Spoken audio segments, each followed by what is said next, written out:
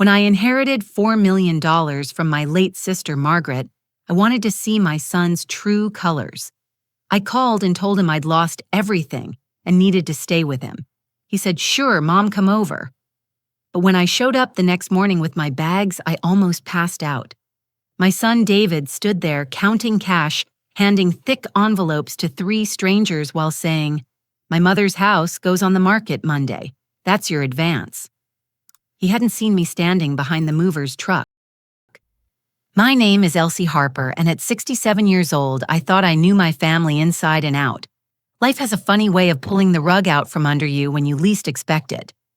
Just 3 months ago, I was a recently widowed woman, living quietly in my paid-off house in Cedar Rapids, Iowa, mourning both my husband of 45 years and my younger sister Margaret, who had passed away after a 2-year battle with pancreatic cancer. Margaret had been special. While I chose family life, she pursued her doctorate in biomedical engineering. She never married, never had children, but she created medical devices that saved thousands of lives. Her patents made her wealthy beyond anything our farming family could have imagined. When attorney William Thornton called me to his mahogany-paneled office on that rainy March afternoon, I expected maybe a few $1,000s and some jewelry. "Mrs. Harper," he said, adjusting his wire-rimmed glasses, "your sister left very specific instructions. Her entire estate goes to you." The number that followed made my head spin. $4 million. Properties in California, investment portfolios, patent royalties that would continue for years. William advised me to keep quiet during the probate process, explaining that sudden wealth could bring out the worst in people. If only I had listened completely. My son David Harper was 39, owned Harper Construction, and lived 3 hours away in Des Moines with his wife Amy and their 3 children. On paper, his life looked successful. The reality I would soon discover was far different. They lived in a 6,000-square-foot house in the West Des Moines suburbs, drove matching SUVs, and sent their kids to private school. What I didn't know was that it was all built on a foundation of debt and deception. As I sat in my living room that April evening looking at Margaret's photo on the mantel, an idea formed. My husband Robert had always said I was too trusting, too quick to believe the best in people. Maybe it was time to test that theory. David called every Sunday, and lately those calls had included subtle questions about my finances. "How are you managing, Mom? That big house must be expensive to maintain." Red flags I had dismissed as concern. I spent a week crafting my story. A former colleague had approached me about investing in a revolutionary water purification system. I had put in my savings, my retirement fund even borrowed against the house. The company was a pyramid scheme. The FBI was involved. I had lost everything. I practiced my devastated voice in the bathroom mirror until it sounded authentic. On Tuesday evening, I made the call that would change everything. David answered on the second ring, his voice distracted. I could hear sports commentary in the background. "David, honey, I need to talk to you." My voice cracked perfectly. "What's wrong, Mom? You sound upset." The lies flowed easier than I expected. By the time I finished my tale of financial ruin, I was genuinely crying, though not for the reasons he thought. There was silence on the other end long enough that I wondered if we'd been disconnected. "Pack your things, Mom, your family.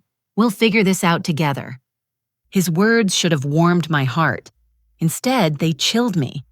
There was something in his tone, a calculation that reminded me of a poker player who'd just been dealt a royal flush.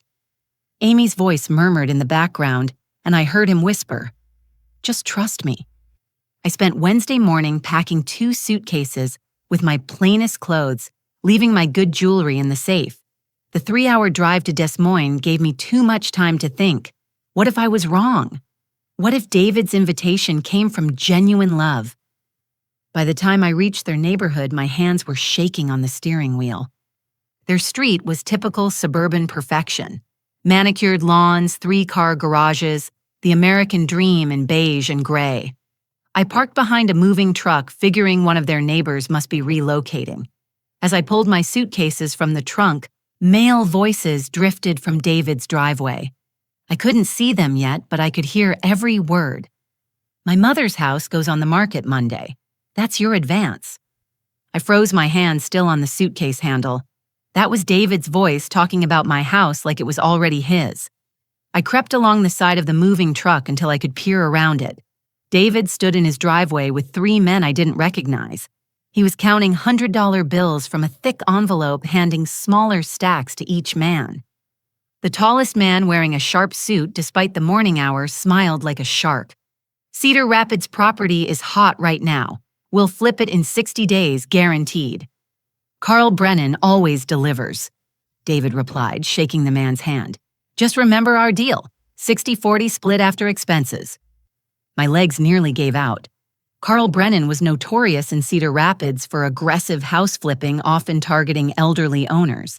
And David was promising him my house, the house where I'd raised him, where his father had died before I'd even stepped foot in his door.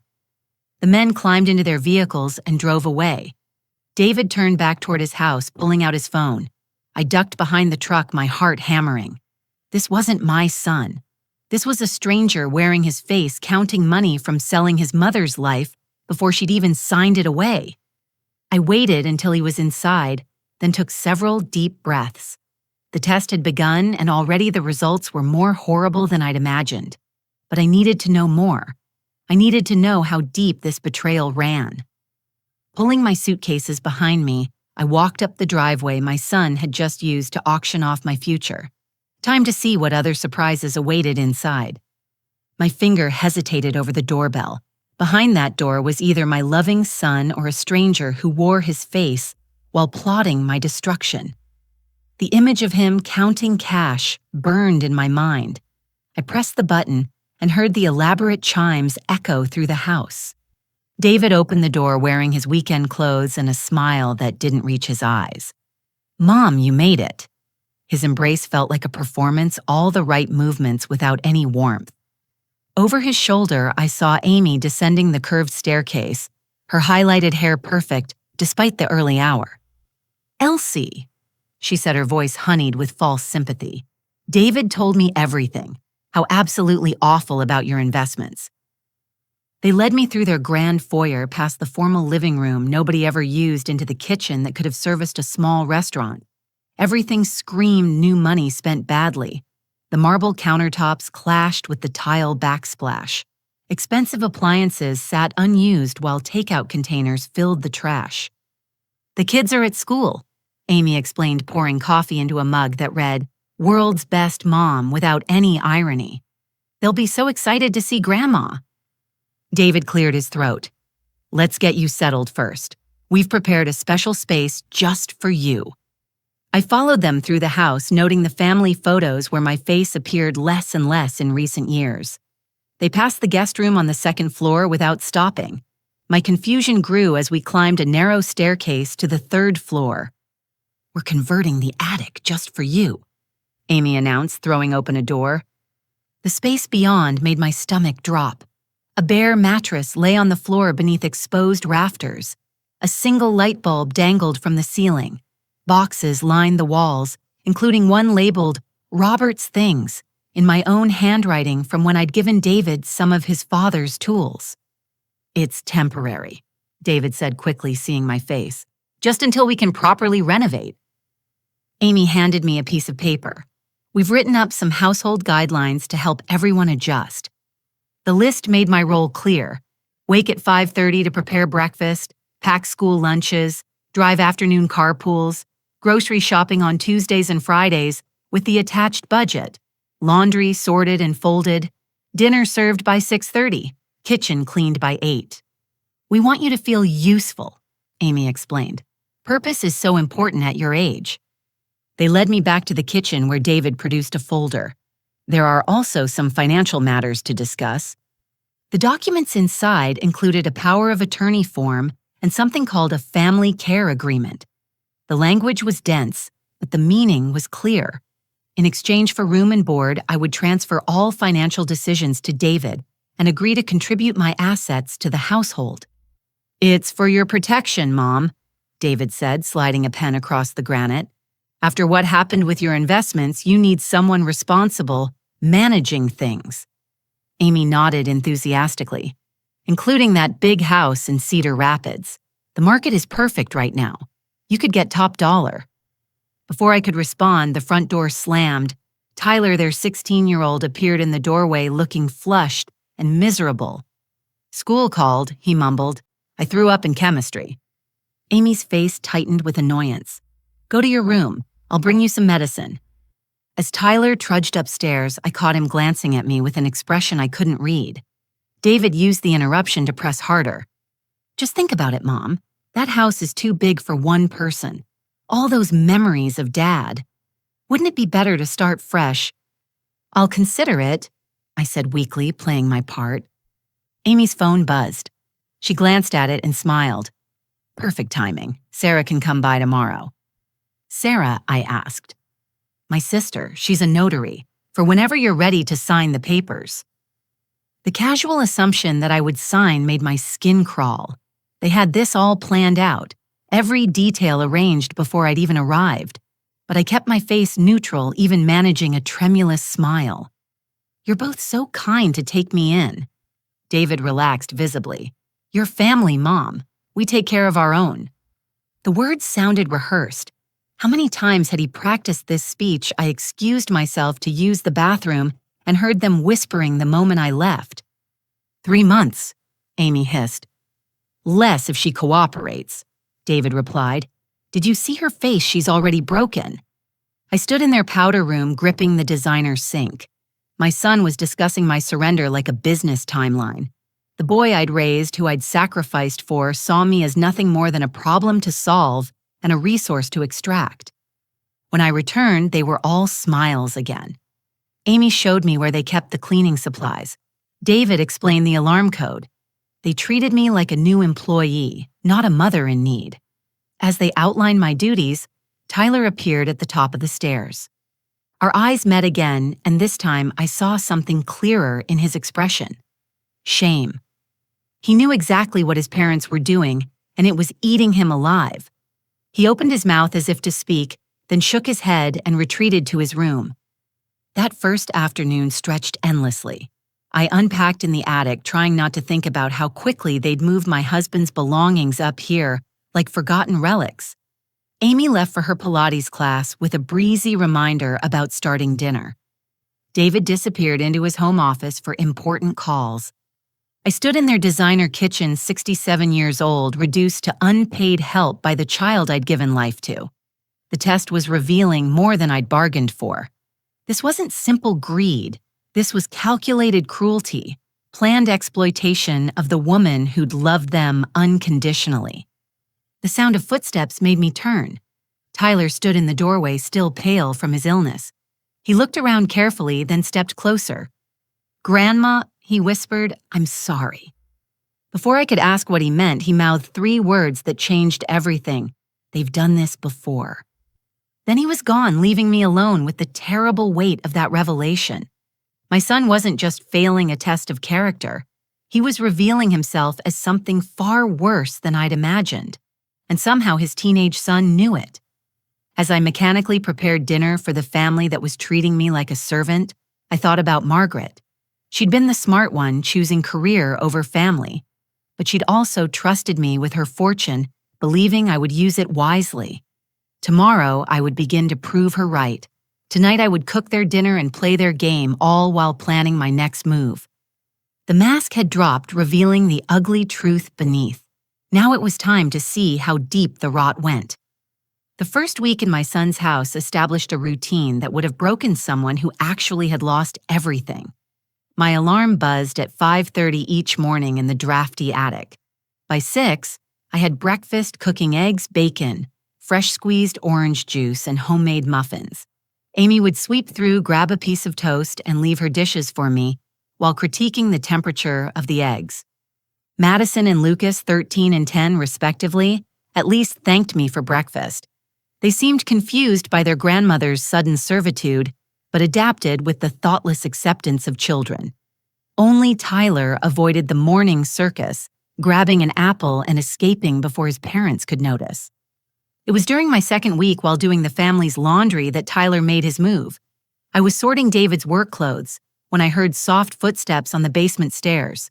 Tyler appeared, checked over his shoulder, then pressed something into my hand. "My old phone," he whispered urgently. "They don't know I still have it. Use the browser in private mode only." "Tyler, what?" "They monitor everything on the house Wi-Fi. This uses cellular data they don't track." His young face looked far too serious for 16. "Check their cloud storage. Password is Madison's birthday backward plus exclamation point." Before I could ask more questions, he grabbed his lacrosse gear and bounded back upstairs, calling out about practice. I slipped the phone into my apron pocket, my heart racing. What kind of family needed secret phones and hidden passwords? That night, after finishing kitchen duty and retreating to my attic cell, I explored Tyler's gift. My hands trembled as I accessed David and Amy's shared cloud storage. What I found there made me grateful for the bucket Tyler had thoughtfully left by my mattress.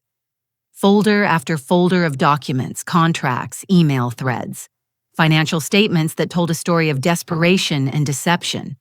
David's construction company wasn't struggling, it was drowning. $400,000 in bad loans, projects abandoned, half-built, lawsuits from unpaid subcontractors. He'd been juggling debt for 2 years, each lie bigger than the last. Amy's contributions were equally damning. Credit card statements showing $50,000 in shopping debt, designer clothes, jewelry, spa treatments, all while they were mortgaging their future. Her browser history revealed visits to bankruptcy attorneys and debt consolidation services. But the folder labeled estate planning made my blood run cold. Inside were emails between David and Amy dating back 6 months. They'd been planning this moment since before Margaret died. They discussed my inevitable decline and strategies for gaining control of my assets. Amy had researched power of attorney laws. David had already contacted real estate agents about my house. One email thread with someone named Dr. Kenneth Morse made me physically ill. They were discussing having me declared incompetent. The doctor assured them that with the right documented behaviors, they could build a case. Amy had been keeping a log of my supposed confusion episodes, all fictional. I found contracts with Carl Brennan, the house flipper I'd seen in the driveway. They'd promised him my house at 20% below market value in exchange for a quick cash deal. The profit would clear their most pressing debts with enough left over for a vacation to Hawaii they'd already booked. My exploration was interrupted by footsteps on the attic stairs. I shoved the phone under my pillow just as Madison appeared. "Grandma, Mom wants to know why you didn't fold Dad's shirts the way he likes." I followed her down, apologizing for my mistake, while memorizing every detail I'd discovered. In the kitchen, Amy demonstrated the correct folding technique, with exaggerated patience as if teaching a child. I nodded meekly, playing my role while my mind raced. The next morning brought an unexpected ally. While grocery shopping with Amy's impossibly specific list, organic kale but conventional spinach, name-brand cereal but generic pasta, I encountered Rosa Martinez in the produce section. "Mrs. Harper." The small woman's face lit up, then quickly fell. "I heard you were staying with David and Amy." Rosa had been their housekeeper until 6 months ago. We chatted carefully, aware of security cameras and Amy's tendency to time my errands. But Rosa slipped me a piece of paper with her phone number. "Call if you need anything," she said meaningfully. "Anything at all." That evening, while the family watched television, I used Tyler's phone to contact Rosa. Her story confirmed my worst fears. She'd been fired the day after she'd overheard Amy discussing the parent problem with her sister Sarah. They'd wanted her gone before I arrived, eliminating any witnesses to their treatment. "They did this to Amy's father, too," Rosa revealed, "before he died. Made him sign over his pension, then put him in the cheapest care facility they could find. He lasted 6 months. She gave me another name, Barbara Chen, an elderly neighbor who'd lost her condo to one of Amy's schemes. The network of victims was larger than I'd imagined. It was Lucas who delivered the next piece of the puzzle. My youngest grandchild had always been the sweetest, and one evening he brought me his ceramic piggy bank. "For you, Grandma," he said solemnly, "so you don't have to leave." As I hugged him, fighting back tears, he mentioned something that made my blood freeze. Aunt Helen told Mom you're actually rich, but Mom said Helen was lying. Helen was my estranged niece Margaret's goddaughter. She would have known about the inheritance. If she'd told Amy, then they knew I'd been testing them all along. But their behavior hadn't changed, which meant they thought I was playing a different game. They believed I was hiding assets, that my poverty was an attempt to avoid sharing my wealth. Their greed was so complete they couldn't imagine I might be testing their character rather than protecting my money. That night, I lay on my thin mattress surrounded by evidence of my son's betrayal. The boy I'd raised with love and sacrifice had become a man who saw his mother as nothing more than a bank account to raid. But Tyler's courage, Rosa's support, and Lucas's innocent kindness reminded me that not everyone in this family was lost. Tomorrow, I would begin phase 2 of my plan. David and Amy thought they were playing chess while I was stuck in checkers. They were about to learn that their desperate mother was actually a grandmaster who'd been planning 6 moves ahead from the very beginning. The phone under my pillow held enough evidence to destroy them, but I needed more. I needed them to reveal themselves completely, to show their true nature so clearly that no amount of smooth talking could save them. They wanted my money. They'd have to earn every penny by showing the world exactly who they really were. The evidence I'd gathered painted a clear picture, but in my 67 years, I'd learned that pictures could be argued with. I needed video. I needed witnesses. I needed my son and his wife to hang themselves with their own rope tied with their own hands. My first call was to William Thornton. Using Tyler's phone in the pre-dawn quiet of the attic, I explained everything. The distinguished attorney's usually calm voice shook with anger. Elder abuse fraud conspiracy, he listed. Elsie, we need to involve law enforcement immediately. Not yet, I insisted. They'll claim it's all a misunderstanding, that I'm confused. We need ironclad proof. William recommended Janet Stone, a private investigator who specialized in family fraud cases. By that afternoon, while Amy was at her book club drinking wine and discussing novels she'd never read, Janet and I met at a small cafe downtown. Janet was nothing like the private eyes in movies. A grandmother herself, she looked like she should be teaching Sunday school, not tracking criminals. That unremarkable appearance, she explained, was her greatest asset. I've seen this more times than you'd believe, she said, reviewing my notes. Adult children who view their parents as ATMs. The fact that they involved a doctor makes this organized fraud. She provided me with something that looked like regular reading glasses but contained a hidden camera. Wear these whenever they discuss financial matters. The footage uploads automatically to a secure cloud server. My team grew to include Marcus Chen, a forensic accountant, who happened to be Barbara Chen's nephew. He examined the financial documents I'd photographed and uncovered layers of deception I'd missed. David hadn't just stolen from creditors, he'd embezzled from his own company using his mother's future inheritance as collateral for personal loans. He's been telling lenders about your sister's estate, Marcus explained, promising them repayment once he gains control of your assets. That's federal fraud. The performance of my life began in earnest. Each morning, I shuffled to the kitchen, playing up my confusion. I'd put salt in the sugar bowl, then tearfully apologize. I'd forget where I kept the cleaning supplies, letting Amy find me wandering the hallway looking lost. Every incident was carefully calculated, each episode, recorded by their own security cameras. David grew bolder with each passing day. He'd leave power of attorney forms on the kitchen counter, sighing dramatically when he found them unsigned. Amy started speaking to me in the slow, exaggerated tone reserved for toddlers or the mentally impaired. Now, Elsie, she'd say, while my hidden camera captured everything. We've talked about this. Signing these papers will make everyone's life easier. Don't you want to be helpful? The family meeting was their masterstroke. David invited relatives I hadn't seen in years, framing it as an intervention for my own good. Cousin Brenda, Uncle Frank, and several others gathered in their living room on a Thursday evening. I recognized the setup immediately concerned family united to help poor declining Elsie. I played my part to perfection. When asked about my finances, I mumbled about lost papers and confusing bank statements. I cried when David mentioned how hard it was to watch his mother struggle. I even spilled tea on Amy's white carpet, apologizing profusely, while she gritted her teeth and assured me accidents happen. "She needs help," David told the assembled relatives. "Professional management of her affairs before something terrible happens." Uncle Frank, bless him, seemed skeptical.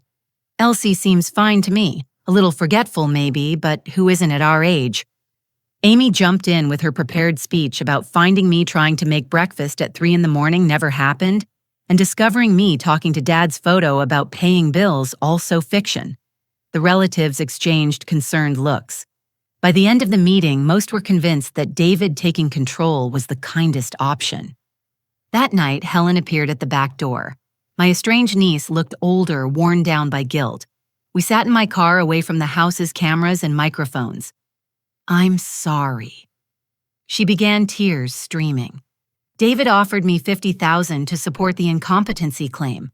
I was desperate my husband left me with nothing but debt." "Did you take it?" I asked gently. "He gave me $5,000 as a down payment. I kept the cash but recorded everything." She handed me a flash drive. "I can't be bought. Not for this. You were always kind to me, even when I didn't deserve it." Her recordings were damning. David explicitly discussing my inheritance, his plans to have me declared incompetent, even jokes about how long I might last in a cheap nursing home. Amy's voice chimed in with suggestions about medications that might make me more manageable. "There's something else," Helen added. "Madison came to see me. She's been documenting things, too. That little girl has more integrity than her parents combined." The next evening proved her right. I was washing dishes when Madison slipped into the kitchen. At 13, she had her mother's looks, but thankfully not her character. "Grandma, I need to tell you something." She pulled out her phone, showing me a video she'd recorded. It was Amy coaching her on what to tell the judge about my confusion. Madison's face in the video was streaked with tears as she refused to lie. "I won't do it," she said firmly, "and I've been writing down everything they say about you. It's all lies, and I have proof." I hugged my granddaughter tightly, whispering that everything would be okay. She didn't know about my test, but she'd passed one of her own, choosing truth over family pressure. The trap was nearly set. Janet had installed tiny cameras throughout the house during her visits as a cleaning service. Amy had hired, actually paid for by me through William. Marcus had traced every fraudulent transaction. Helen had provided evidence of bribery and conspiracy. The children, Tyler, Madison, and even little Lucas, in his innocent way, had chosen justice over corruption. All that remained was the final act. David had scheduled the signing ceremony for Friday afternoon. Sarah, the notary, would arrive at 2. Dr. Morse would perform his evaluation at 3. By dinner, they expected to control everything I owned. Thursday night, I knelt by my mattress in the attic and prayed. Not for success that was already assured. I prayed for wisdom and victory, for grace in revealing truth, and for the strength to forgive even as I ensured justice. Tomorrow the masks would fall completely. Tomorrow my son would learn that his mother's greatest inheritance wasn't money, but the wisdom to see through deception and the courage to stop it. I thought of Margaret, brilliant and independent to the end. She'd trusted me with her fortune, believing I would use it wisely. Tomorrow, I would prove that her faith was not misplaced. The money she'd earned through innovation would fund justice, protect the vulnerable, and teach the hardest lesson of all that actions have consequences, especially when those actions betray the sacred trust between parent and child. Friday morning dawned gray and drizzling, pathetic fallacy at its finest. I woke at 5:30 as usual, but this time with purpose beyond preparing breakfast. Today, the elaborate deception would end. I dressed carefully in the dowdy clothes that had become my costume, added the special glasses Janet had given me, and descended to the kitchen for the last time as their servant. David was already awake, unusual for him. He sat at the kitchen table reviewing documents, his laptop open to bank websites. The vulture couldn't even wait for the body to be cold. "Morning, Mom," he said without looking up. Big day today. You're finally going to be free of all those financial worries. I shuffled to the stove, letting my hands shake slightly as I cracked eggs. I suppose so, dear, though I do worry about signing things I don't understand. His head snapped up, panic flashing across his face. We've been over this. You trust me, don't you? I'm your son. The way he weaponized that word, son, made my stomach turn, but I smiled tremulously and nodded. Of course, David. A mother always trusts her son. Amy appeared at noon, having spent the morning at the salon. Every hair was in place, makeup perfect for the photos she'd probably take of the signing. She dressed in her most expensive outfit, already spending money she didn't yet have. Elsie, she chirped with false brightness. Today you'll be free of all those nasty financial burdens. Isn't that wonderful? I let my eyes water with gratitude I didn't feel. You've both been so kind to me. Tyler, Madison, and Lucas were conspicuously absent, sent to friends' houses for the afternoon. David didn't want any witnesses who might object or ask uncomfortable questions. He didn't know Madison had left her phone recording in the living room plant, or that Tyler had synced the house's security system to upload directly to William's office. Sarah arrived promptly at 2, all business in her notary, seal, and official manner. She'd done this before I realized.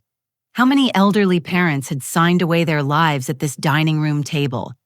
Mrs. Harper, she said smoothly, arranging her stamps and seals. This is all perfectly routine. Just a few signatures and everything will be properly managed.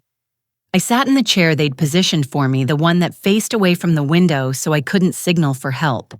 The papers spread before me like a trap ready to spring, except they didn't know who was really caught in it. Now, Mom. David began his practice speech. This power of attorney just means I can help with your banking, and this document transfers the deed to your house so we can sell it and invest the money properly for your care. My house? I quavered. But where will I live if something happens? Amy patted my shoulder with condescending comfort. With us, of course. We're family. The lies came so easily to them. I picked up the pen with a shaking hand, bringing it to the first signature line. David leaned forward eagerly. Amy held her breath. Sarah readied her stamp. The doorbell rang. Ignore it, David snapped, but the ringing persisted, followed by firm knocking. Amy stalked to the door, ready to dismiss whoever dared interrupt their payday. Her shriek of surprise told me our guests had arrived. William Thornton entered first, his dignified presence filling the room. Behind him came Detective Lisa Morgan of the Des Moines Police Department's Elder Crimes Unit. Janet Stone followed with her video equipment, and Marcus Chen carried banker's boxes of evidence. What is this? David jumped up, his face cycling through confusion to anger to fear. I stood slowly, straightening my supposedly bent back. Did you really think I'd lost everything, oh David? I was testing you and you failed spectacularly. The transformation in their faces was almost worth the pain of the past month. Amy went white beneath her makeup. Sarah began backing toward the door, only to find Officer Reynolds blocking her exit. Mrs. Harper came to us with concerns about elder abuse. Detective Morgan explained, her voice professionally neutral.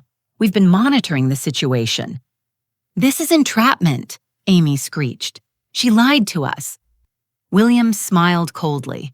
Actually, Mrs. Harper told you she'd lost money in an investment. She never claimed poverty. You assumed and plotted based on greed. I pulled out Tyler's phone, showing them the cloud storage I'd accessed.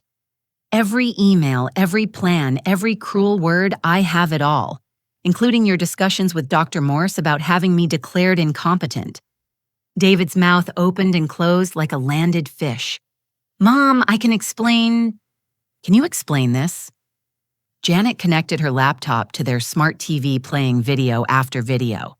Amy coaching Madison to lie. David promising my house to Carl Brennan. Their celebration after the family meeting. Sarah notarizing documents she knew were fraudulent. Or this.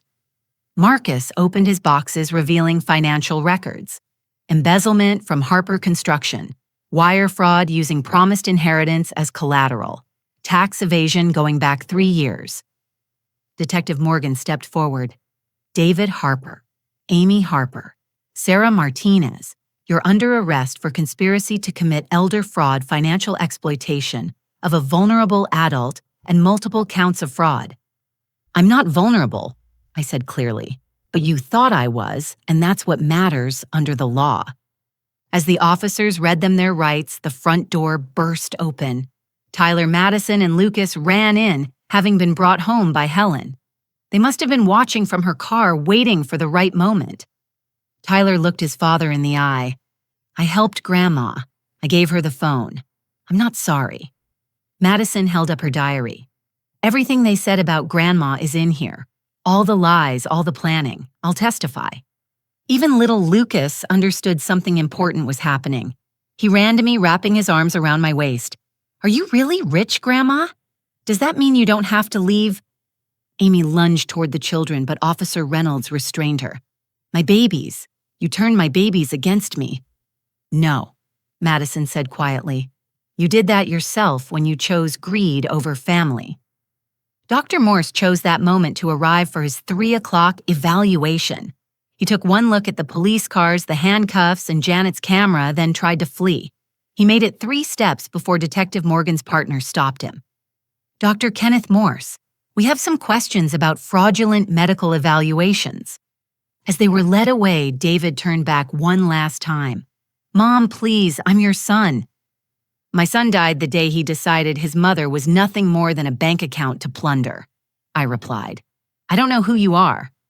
The house fell silent after the police cars pulled away. My grandchildren stood shell-shocked in the living room where their parents had been arrested. Helen moved first, gathering them into a group hug. William touched my shoulder gently. The hard part is over Elsie. Are you all right? I looked around the house that had been my prison, at the grandchildren who'd chosen truth over comfort, at the team of professionals who'd helped me expose the rot in my own family. I'm better than all right, I said firmly. I'm free, and now we have work to do. The trap had been sprung, the guilty caught in their own web of deception. But justice was just beginning. There were trials to face, grandchildren to protect, and a fortune to use for good instead of greed.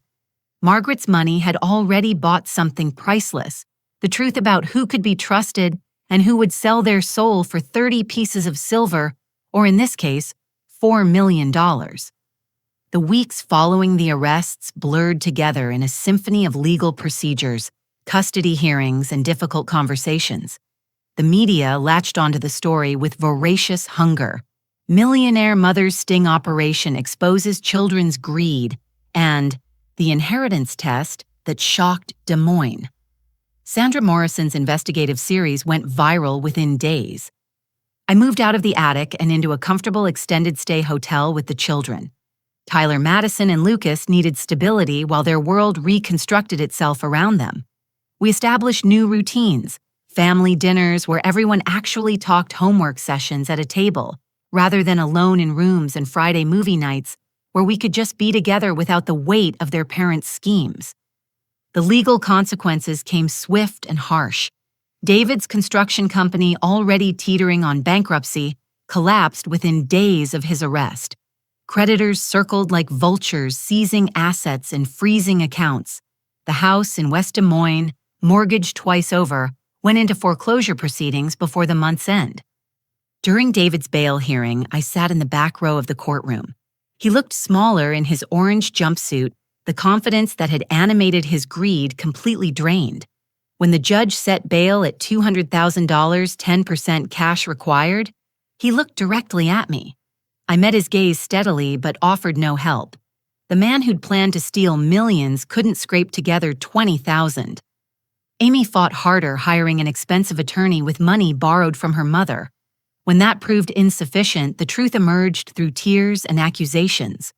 Amy's mother, Patricia, contacted me 2 weeks after the arrest. She did it to me too, Patricia whispered over coffee at a quiet cafe. Convinced me to sign over my retirement accounts for better management. I've been living on Social Security while she spent my savings on handbags and jewelry. We weren't alone. Barbara Chen joined us, then 2 other families Amy had defrauded in different states. Our support group grew from shared pain into shared purpose, exposing the full extent of the financial predation. The trials began 4 months later. David pled guilty to avoid the maximum sentence, his lawyer arguing for leniency based on Amy's influence. The judge thankfully saw through this attempt to shift blame. Mr. Harper. Judge Catherine Walsh said sternly, "You were a financial advisor. You knew exactly what you were doing when you conspired to defraud your mother. That you would use your professional knowledge against the woman who raised you shows a moral bankruptcy that money can't fix." 5 years in minimum security with eligibility for parole in 3. The courtroom gasped. David broke down sobbing.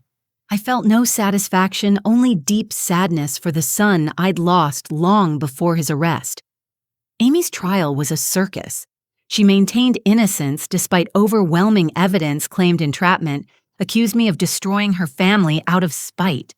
Her attorney painted her as a devoted mother corrupted by financial pressure. The jury didn't buy it.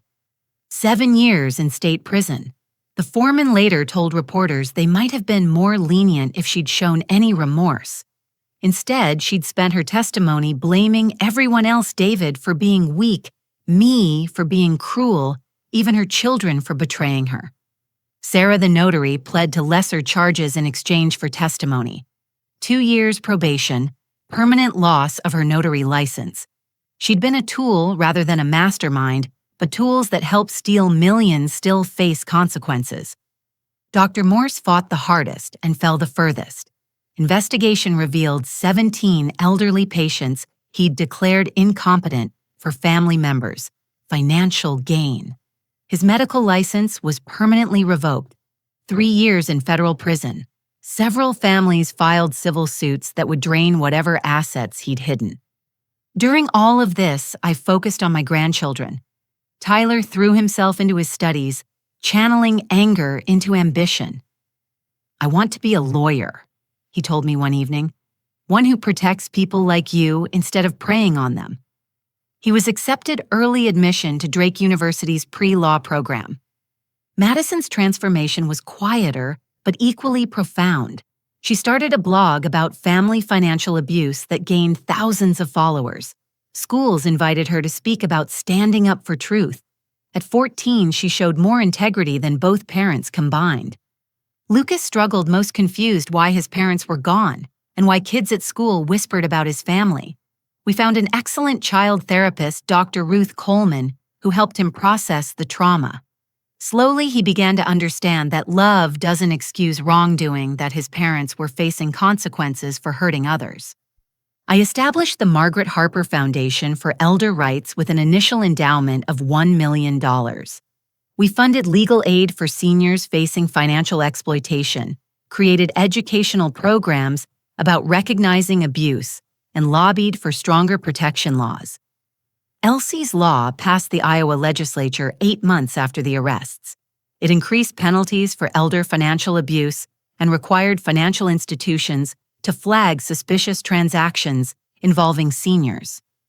David watched the signing ceremony from prison on the news. He wrote his first letter 6 months into his sentence. "Mom, I know I have no right to ask for forgiveness. I betrayed everything you taught me about honesty and family. Amy brought out the worst in me, but the worst was already there waiting. I'm in therapy now, really working to understand how I became someone who could plan to steal from his own mother. I don't expect you to write back. I just needed you to know that I'm trying to become the son you deserved, even if it's too late." I stared at that letter for hours before responding. David, forgiveness isn't a switch you flip. It's a process that requires genuine change, not just regret at being caught. I'm glad you're in therapy. Work on yourself, not for my forgiveness, but for your children who need at least one parent capable of choosing integrity over greed. Maybe someday you can be that parent. Time will tell. Amy never wrote. Her letters to the children were exercises in manipulation, how much she missed them, how cruel I was for keeping them away, how everything would be perfect when she got out. After consulting with their therapist, we let the children decide. They unanimously chose not to respond. The foundation grew beyond my wildest hopes. Donations poured in from families we'd helped, from seniors, grateful for protection from adult children, horrified by what their peers had attempted.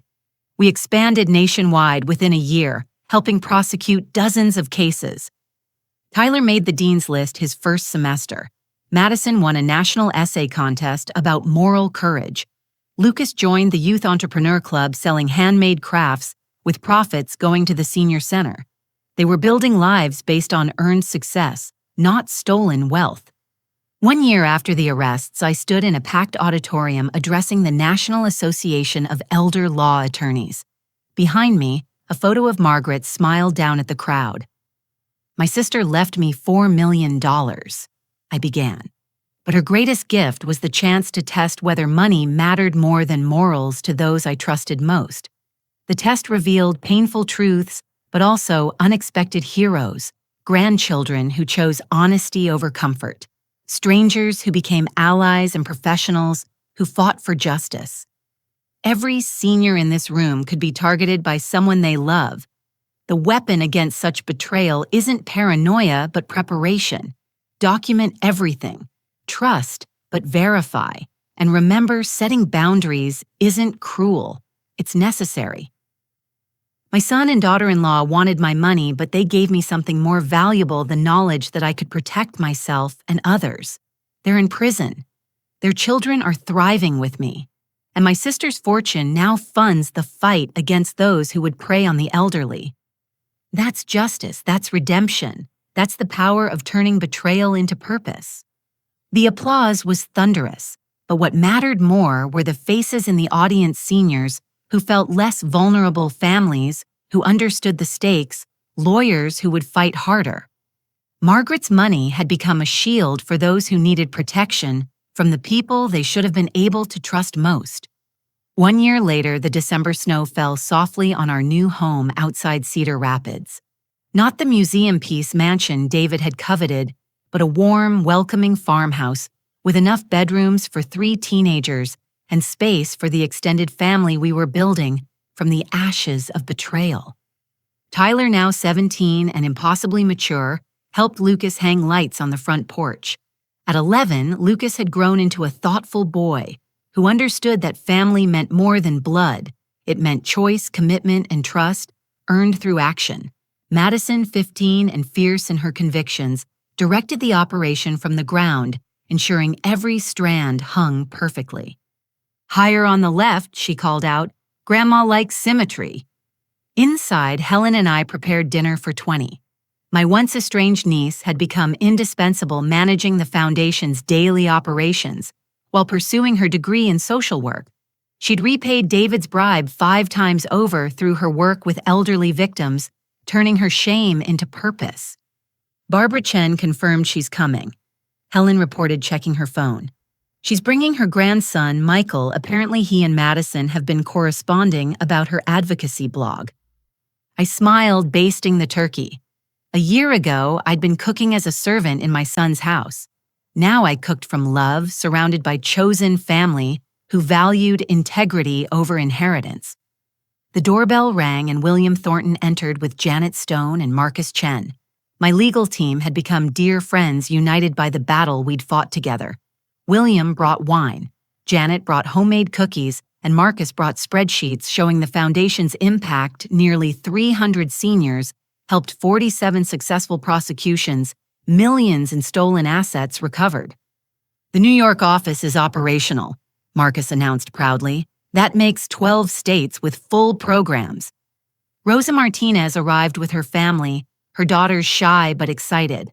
I'd hired Rosa as the foundation's victim advocate, her personal experience invaluable in connecting with those afraid to come forward.